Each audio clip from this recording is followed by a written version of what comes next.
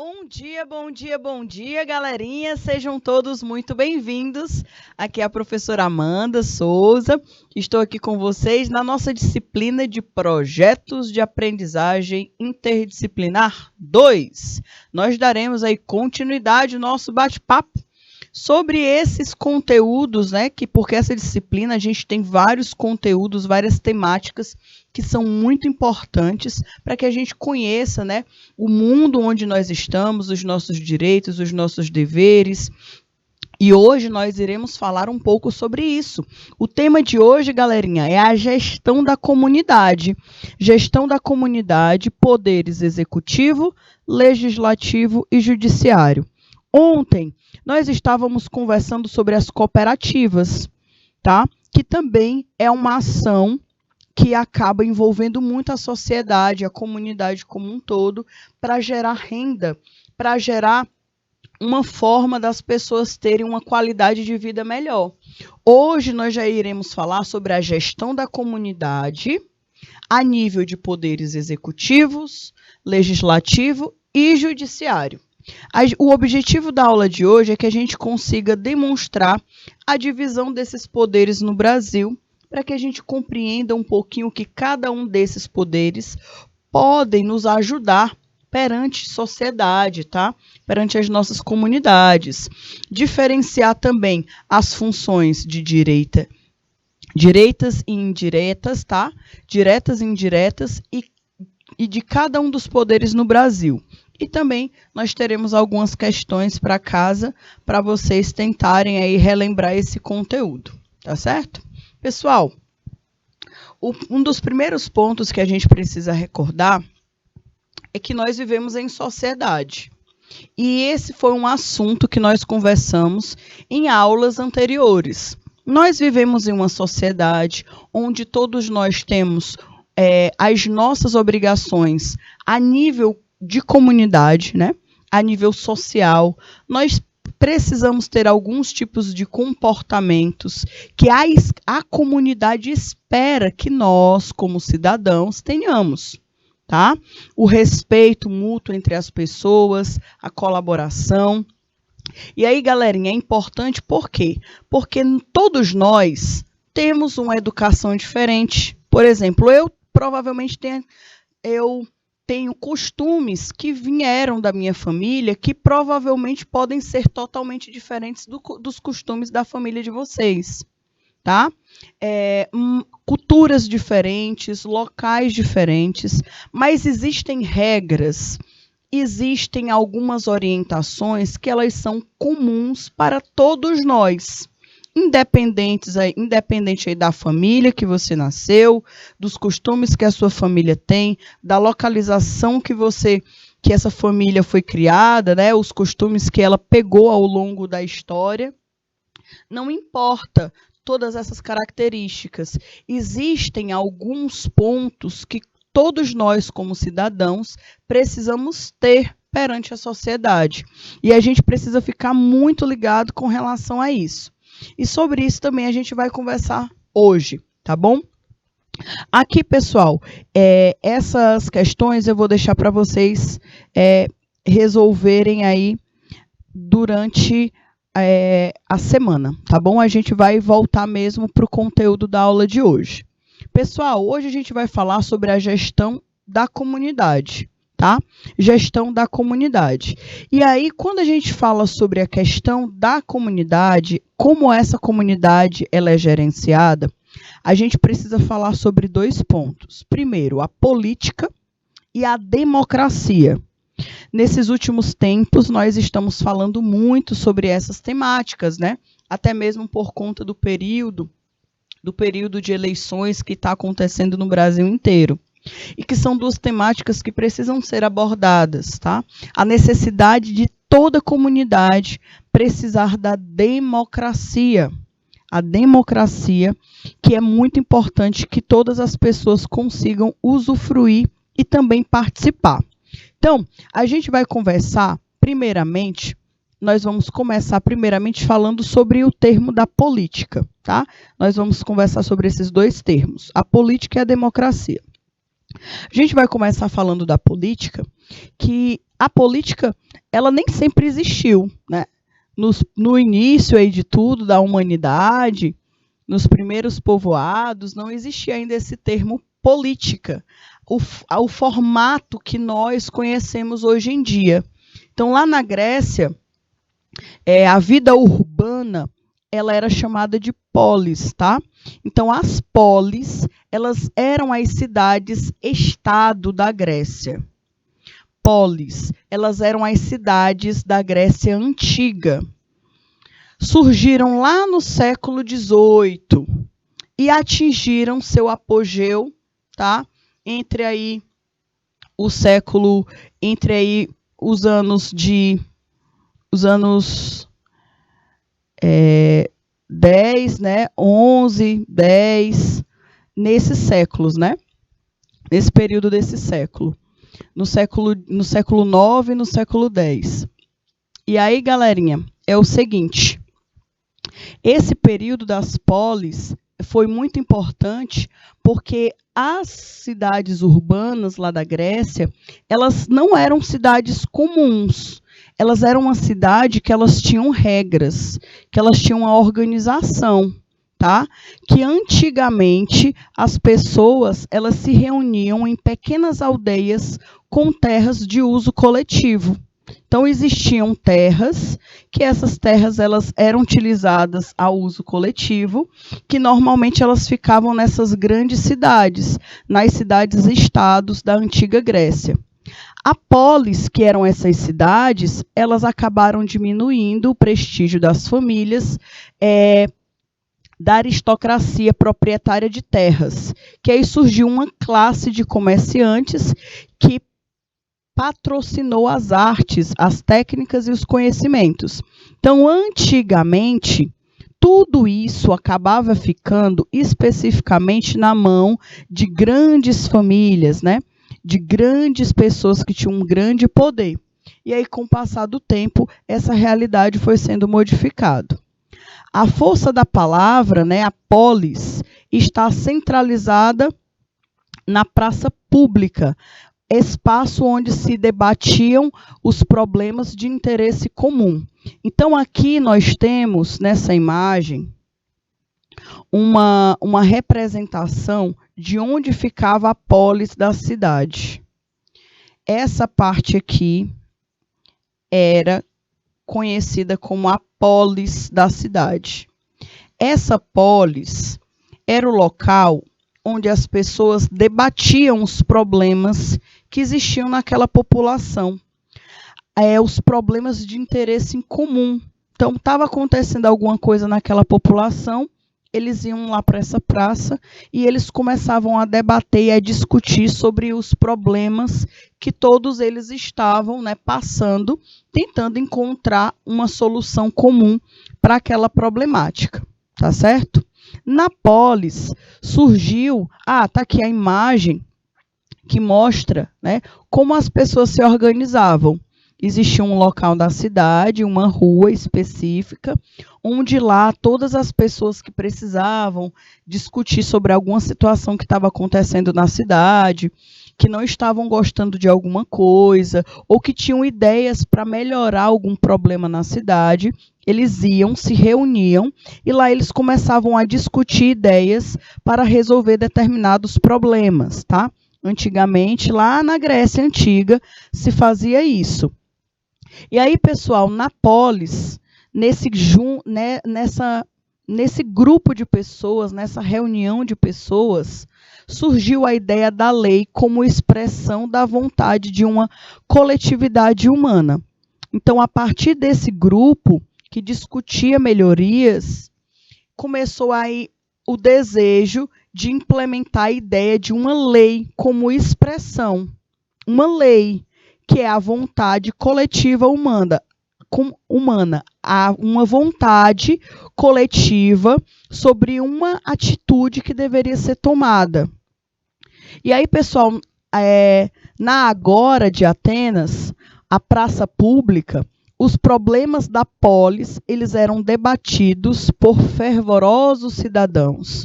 Quem conseguisse convencer a maioria da Assembleia, vencia as discussões. Então, Normalmente tinha um grupo de pessoas que tinham uma ideia para melhorar o problema.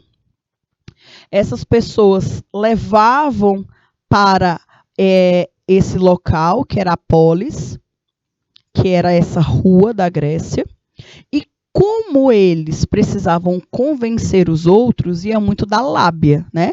Ia muito aí do papo que eles tinham uns com os outros, de como eles iriam convencer os outros que a sua opinião, que a sua melhoria era a melhor opção para a população naquela época. Então, eles precisavam convencer a maioria da Assembleia para que a sua posição, a sua ideia, ela fosse vencida, ela fosse considerada como a melhor, tá bom? Surgia aí o conceito de política, que é justamente a arte de governar o destino da cidade, estado e país. A política trata as relações de poder. Então, pessoal, esse sentido de política que nós temos, ele surgiu desse período. Ele surgiu aqui da Grécia Antiga, tá? Quando as pessoas iam na polis, né? Na agora de Atenas, realizar a polis, debatendo sobre vários assuntos, né? Discutindo sobre vários problemas que aconteciam na população. E eles traziam os problemas e também traziam possíveis soluções. E para que aquela solução ela fosse dada como verdade, que iria ser aplicada, eles precisavam convencer o restante do grupo, tá? Que aquilo ali, que a melhoria que ele estava querendo implementar, era melhor para aquela população. Então, a partir desse conceito de que eu vejo o problema e eu exponho uma solução e eu preciso convencer o restante de que aquela solução que eu estou trazendo é a melhor, para que o grupo vote como a melhor opção, daí surgiu aí o conceito que nós temos hoje em dia de política, tá? Na democracia grega, surgiu a figura política do cidadão. Então, foi lá na Grécia que essa figura do cidadão que hoje nós conhecemos, que hoje nós temos, foi criada, né, foi desenvolvida. E a partir dali que também foi desenvolvido o conceito de cidadania. Então, lá na Grécia Antiga, os cidadãos eram os homens nascidos no solo daquela cidade. Então, se você nasceu naquela cidade, você era considerada como um cidadão daquele local. São livres iguais, além de portadores de dois direitos inquestionáveis. Então, aqui, a gente já começa a observar que essa população da Grécia Antiga já era uma população que ela tinha uma grande organização social. Uma grande organização daquelas pessoas que viviam naquela localidade.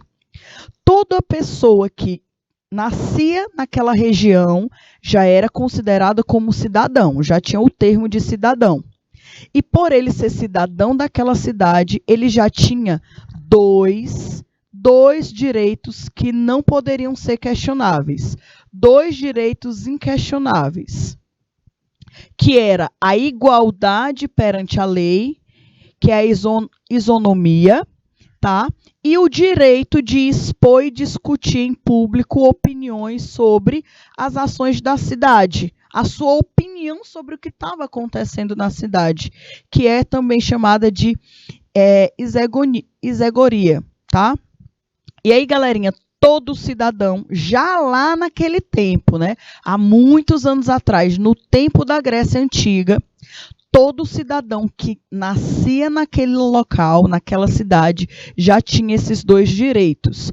Ele tinha o direito, tá, igualdade perante a lei, ele precisava ser tratado de uma forma igual como todos os outros perante a lei, e ele tinha o direito de expor suas opiniões sobre a realidade da sociedade que ele estava vivendo, certo? Então, aqui já começa o sentido de que hoje nós temos os direitos, né, de escolha, tá? O direito perante a lei como iguais. Aqui eles já tinham isso muito bem definido. Cidadania, né? O cidadão opina, ele discute, ele delibera, ele vota na Assembleia. Então, o cidadão aqui, já na Grécia Antiga, ele tinha todos esses direitos, tá? Para ter suas ideias aceitas, precisa ser talentoso na arte da retórica, né? Ele precisava, querendo ou não, aprender a expor muito bem as suas opiniões. Ele precisava, de alguma forma, aprender a expor aquilo que ele achava como correto para aquele grupo de pessoas, tá bom? Então, nessa época aqui, acontecia dessa forma que está sendo mostrada aqui na imagem, ó. Tinha aqui um grupo de pessoas e uma delas que tinha algo para falar para aquela população, como um projeto de melhoria. Ele ia para um local alto, né, para todos conseguirem lhe visualizar e também escutar, e ele precisava falar suas opiniões, tá certo? E aqui, pessoal, ainda falando sobre a parte da política, também existia a democracia. Negócios públicos deliberados pelos cidadãos da poli. Eles tinham costumes, leis, erário público, organização da defesa e da guerra, administração dos serviços públicos, como eles percebiam que eu preciso criar uma nova rua, estrada, portos, construção de templos, fortificações, obras de irrigação e etc. Tudo isso era discutido na polis. Tudo isso era discutido em assembleia, tá? E essas discussões, elas tinham como objetivo escutar a população, para saber se aquela opinião era boa para todos ou para a maioria ou não. Também tinham as atividades econômicas da cidade, como a moeda, né? A moeda que era a moeda que nós temos como hoje, né? Só que eles tinham a moeda própria deles. Já tinham o sistema de impostos, que era a recolha, né? As pessoas trabalhavam e precisavam pagar impostos e tributos, tratados comerciais e etc. Então, querendo ou não, pessoal, essa estrutura de socialização, essa estrutura de comunidade na Grécia Antiga já estava muito bem definida.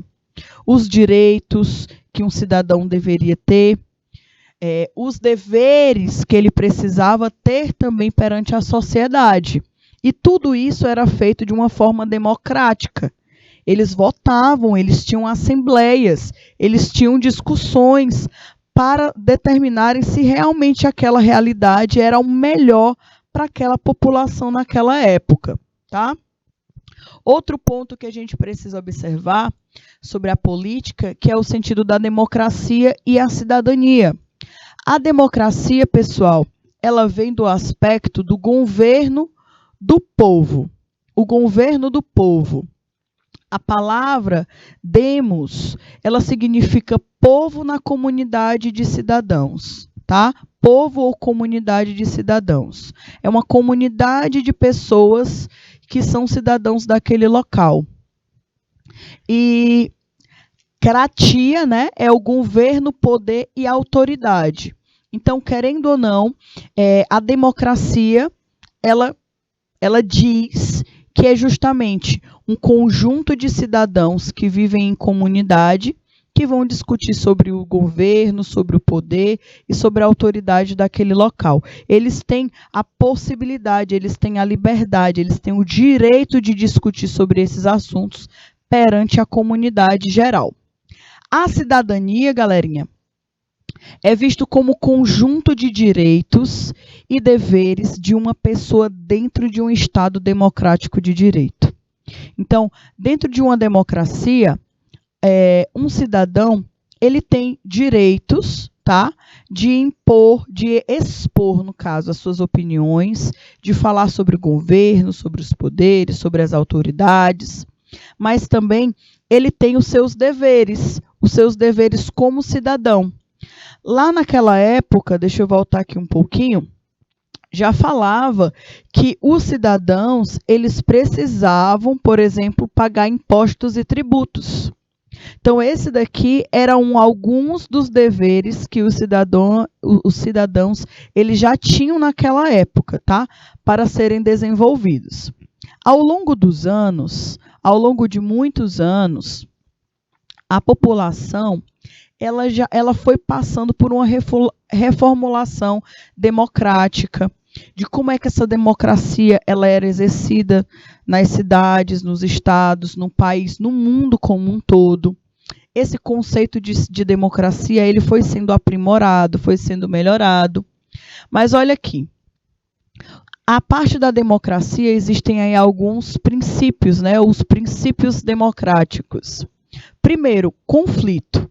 A democracia, ela respeita, ela deve, né? Ela deve respeitar. Porque em um governo democrático, a gente precisa ter o direito de não concordar com a opinião, né? Então, olha aqui um dos pontos, um dos princípios democráticos, é o conflito. A democracia, ela respeita o pensamento divergente. Ela respeita o pensamento diferente. Você tem um pensamento diferente sobre algum assunto, no seu estado, na sua cidade, e você, perante a democracia, você tem direito, sim, de pensar divergente do que outro grupo de pessoas. Na sociedade democrática, o conflito é trabalhado pela discussão e pelo confronto, tá? O governo, tá? Nós temos aí o governo maioria e oposição, que é a minoria. Então, vocês escutam muito falar, é partido da direita, partido da esquerda, mas aqui está falando o quê? O governo, maioria, e a oposição, normalmente, é a minoria. É aquele grupo de pessoas que tem um pensamento contrário da proposta do governo que tem a maioria. Tá? A sociedade não é uma comunidade una e indivisa. Por quê? Porque os cidadãos, eles têm o direito de pensar de forma divergente. Eles podem pensar de uma forma diferente. A liberdade de expressão e a liberdade de não considerar aquela verdade como a verdade para si. O cidadão tem o direito, né, de tomar suas próprias decisões. Pelo contrário, né, está internamente dividida o governo, a sociedade, sendo as decisões frutos das discussões entre as partes, que é tal dos chamados partidos, tá? A democracia, ela é a única forma política que considera o conflito legítimo e legal, tá? Então, na democracia, nesse aspecto, sim, o conflito, ele é legítimo e ele é legal, onde você pode, sim, debater as suas opiniões, não concordar com as propostas e ter soluções diferentes para o mesmo problema. Nós temos também o segundo princípio da democracia, que é a abertura. Na democracia, a informação ela circula livremente e a cultura não é privilégio de alguns. Essa abertura engloba a produção de cultura. Então, um governo democrático, ele precisa acontecer o quê? A liberdade de informação. A informação ela precisa circular de forma livre. E também, tá?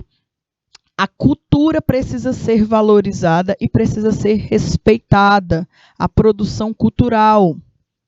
Ainda falando sobre os princípios da democracia, nós temos a rotatividade. Outro princípio que precisa ser respeitado dentro da democracia de um país. O poder na democracia, ele deve ser acessível a todos os setores da sociedade. Por isso, o lugar do poder é sempre vazio, preenchido temporariamente por um representante. Ou seja, na democracia, não existe uma pessoa que vai ficar naquele poder eternamente. Não dá para acontecer isso. Se acontecer, não é democracia. Porque esse cargo, né, o cargo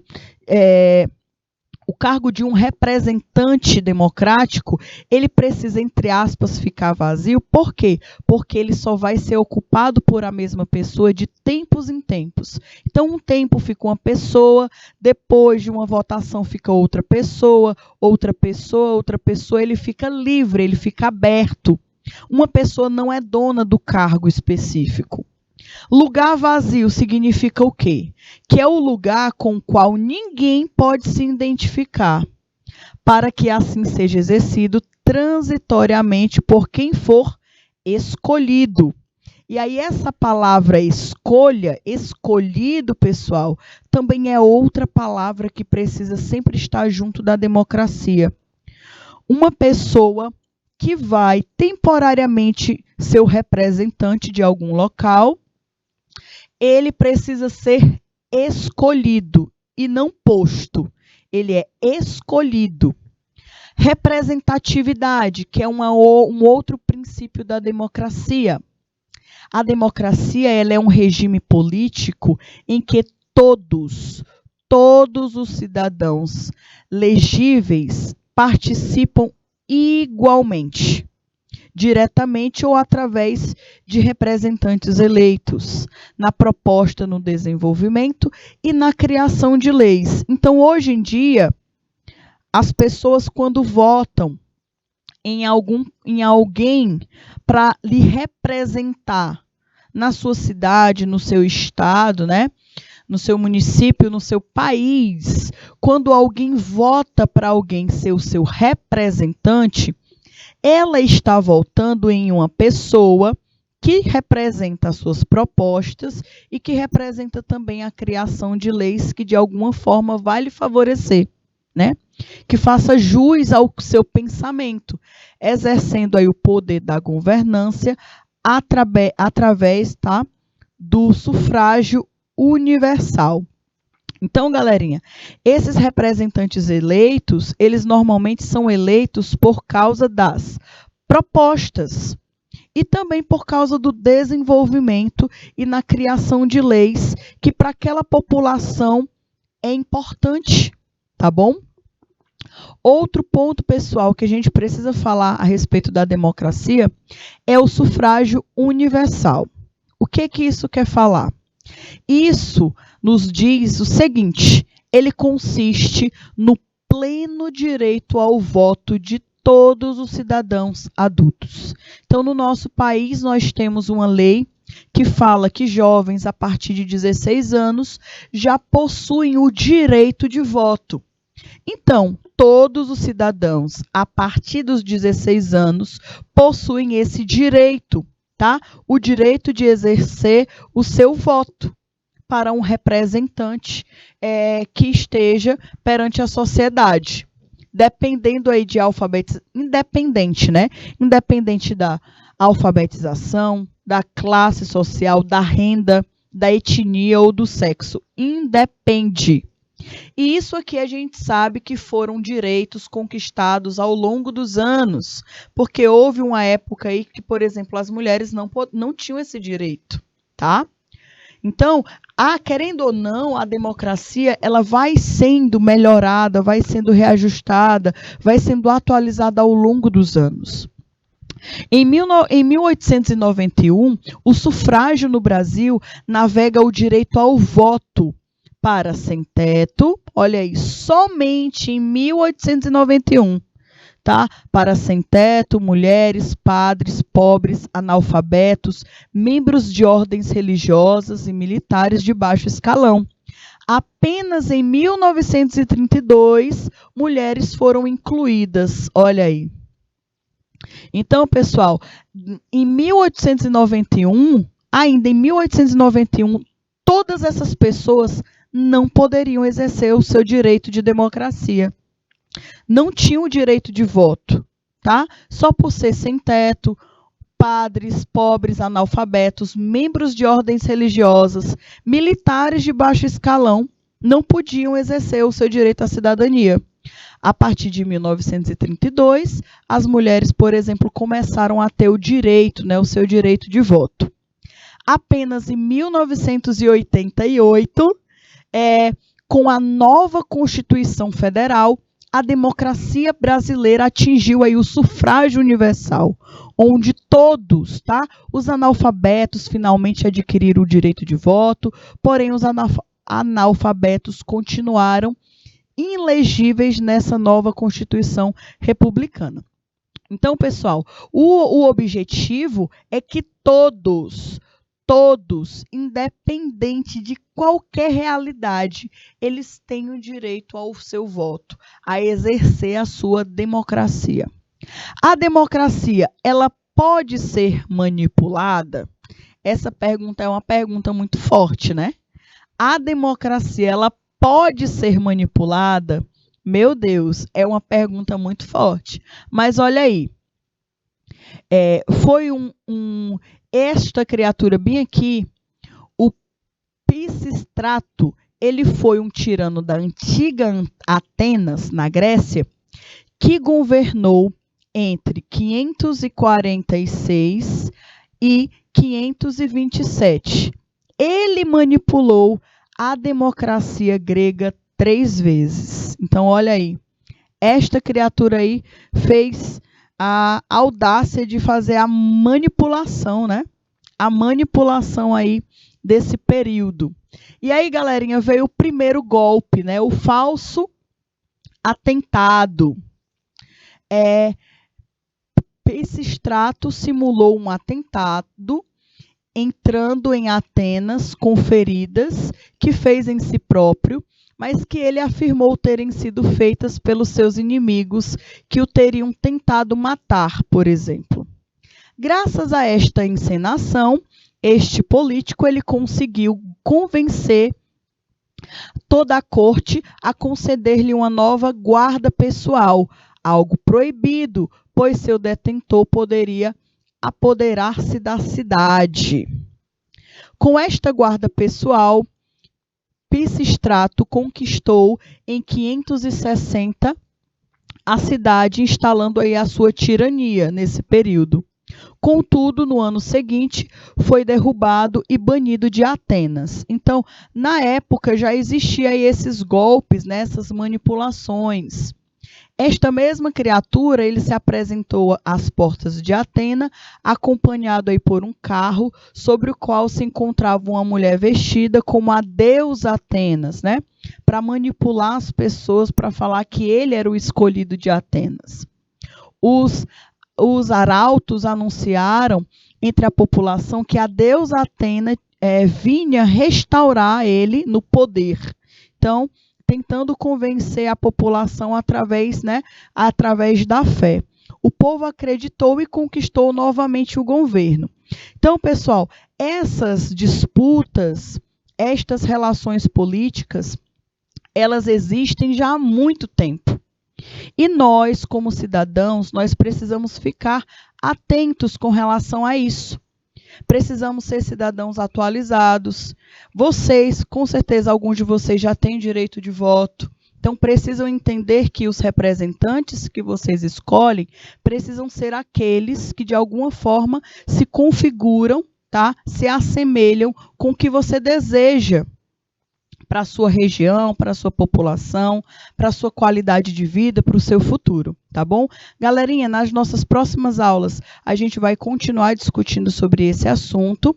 Qualquer dúvida, estou à disposição. Um forte beijo, um forte abraço. Fiquem com Deus e até a próxima, pessoal. Tchau, tchau.